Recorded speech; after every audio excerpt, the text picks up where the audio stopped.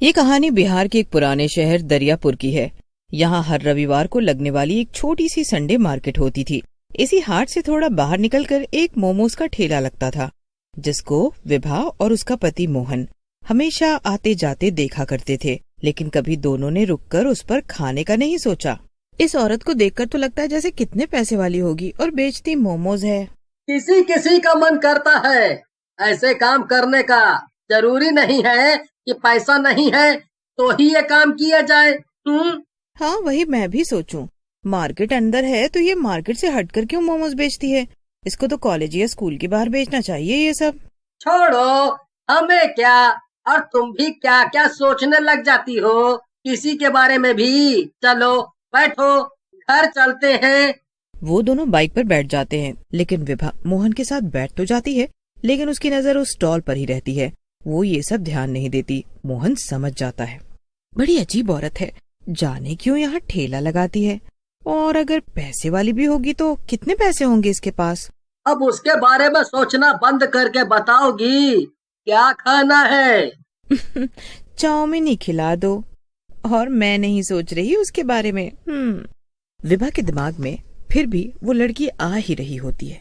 रात को मोहन तो सो जाता है, लेकिन विभा मन ही मन सोच रही होती, कुछ तो बात है, कोई फायदा तो जरूर होगा उस लड़की को, तभी तो वो वहाँ मोमोज लगाती है।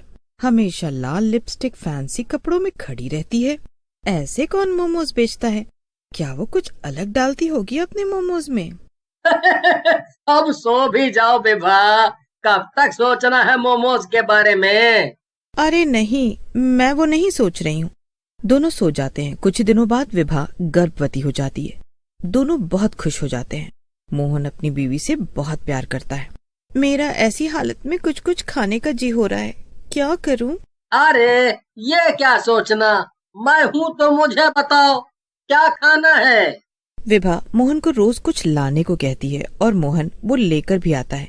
एक दिन की बात है, विभा की तबीयत कुछ ठीक नहीं थी। सुनिए, आज मेरा खाना बनाने का बिल्कुल मन नहीं है। क्या आप आज बाहर खा लेंगे और रात में ऑफिस से आते समय कुछ लेते आना? हाँ कोई बात नहीं, तुम आराम करो, मेरी फिक्र मत करो। बस बताओ तुम क्या खाओगी? हाँ, सही बोलूं तो मुझे उस औरत के ठेले वाले मोमोज खाने हैं। बस इतनी सी बात, मैं आज लेते हुए आऊंगा। तुम बस हुक्म किया करो मैडम, तुम्हारा नौकर हमेशा तुम्हारे लिए हाजिर है। क्या आप भी मेरे नौकर थोड़ी हैं? वो तो आज पता नहीं क्यों बस मन हुआ ये सोचकर कि वो अपने मोमोज में आखिर ऐसा क्या डालती है, क्या पता कुछ अलग स्वाद हो। मोहन विभा की ऐसी बात सुनकर जोर से हंस पड़ा और विभा से विदा लेकर ऑफिस चला गया। ऑफिस से आते समय उसको मोमोज का ठेला दिखाई दिया। क्योंकि विभा प्रेग्नेंट थी तो मोहन लंच लेकर भी नहीं गया था। उसको भी बहुत तेज भूख लगी थी। क्यों ना जब तक ये मोमोज बनाएगी तब तक खा लिया जाए। एक काम करता हूँ, एक प्लेट यहाँ खा लेता हूँ, बाकी विभा के साथ खा लूंगा, इससे विभा को भी अच्छा लगेगा।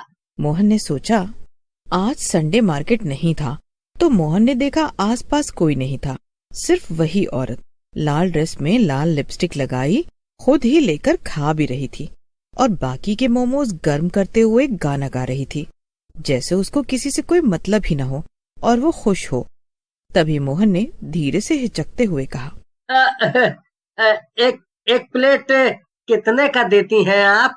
मोहन को अपने पास खड़ा देखकर वो घबरा गई और जल्दी से प्लेट नीचे रखकर बोली, 1 प्लेट 60 की आती है और उसमें 12 मोमोज होते हैं। ठेला देखकर तो लगा था मानो कितना ही महंगा देती होगी, लेकिन ये तो बहुत सस्ता है। ठीक है, तो 2 प्लेट आप पैक कर दीजिए घर ले जाने को, और हाफ प्लेट आप हमको अभी खाने के लिए दे दीजिए।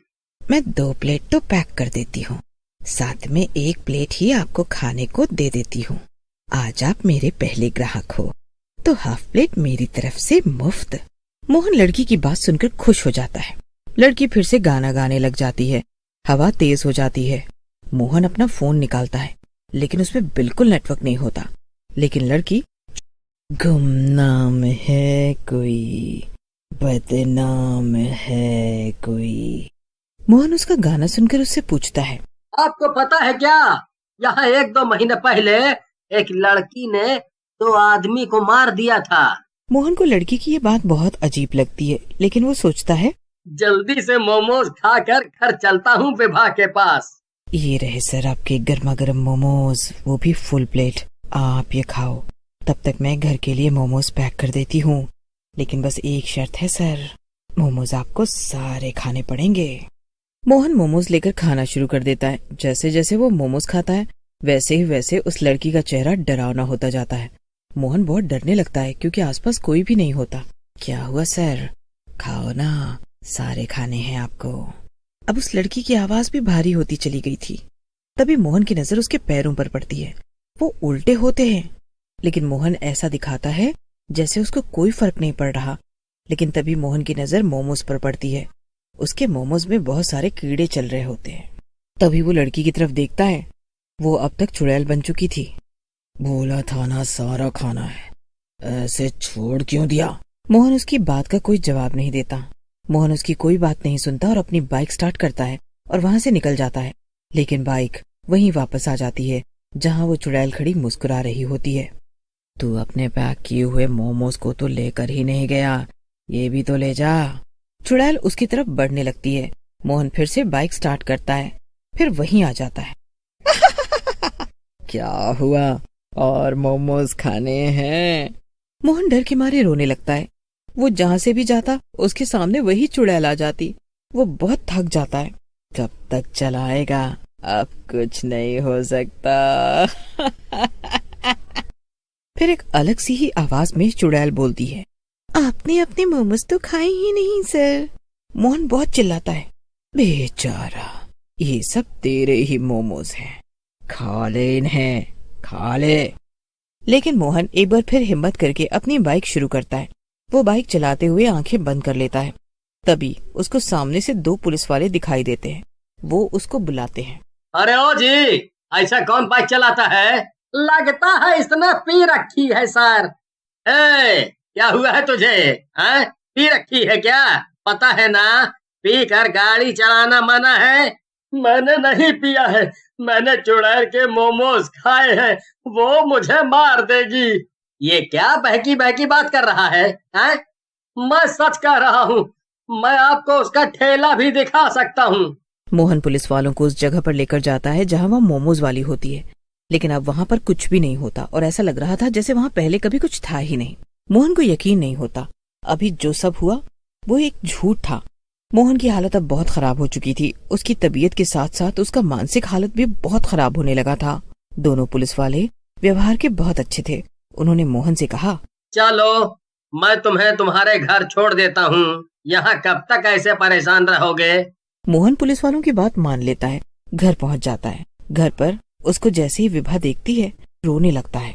क्या हुआ जी आपको? किसी ने कुछ किया क्या? किसी ने आपको मारा क्या? विभा बहुत घबरा जाती है। उसने मोहन को ऐसे बेबस कभी नहीं देखा था।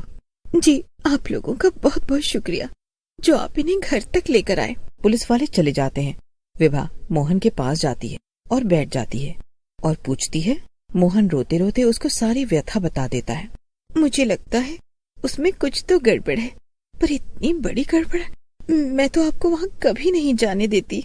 अगर मुझे पता होता, मेरी ही गलती है ये सब। अब आप कभी उस रास्ते से मत जाइएगा। आप मुंह हाथ धो लीजिए, मैं अभी खाना लगा देती हूँ। मैंने मैगी बनाई है, आज वही खा लेते हैं। कल से मैं घर पर ही खाना बना लूंगी। मोहन उठकर अपने वॉशरूम में चला जाता है। मुंह धोते हुए उसकी नजर शीशे पर पड़ती है। शीशे पर खून से लिखा होता है, सर आपने पूरे मोमोज नहीं खाए हैं ना? मोहन की नजर एकदम से विभा की लाश पर पड़ती है, जिसको देखकर मोहन को हार्ट अटैक आ जाता है और वो भी मर जाता है। चुड़ैल का मकसद अब पूरा हो जाता है और वो जोर जोर से हंसने लगती है और फिर गायब हो जाती है।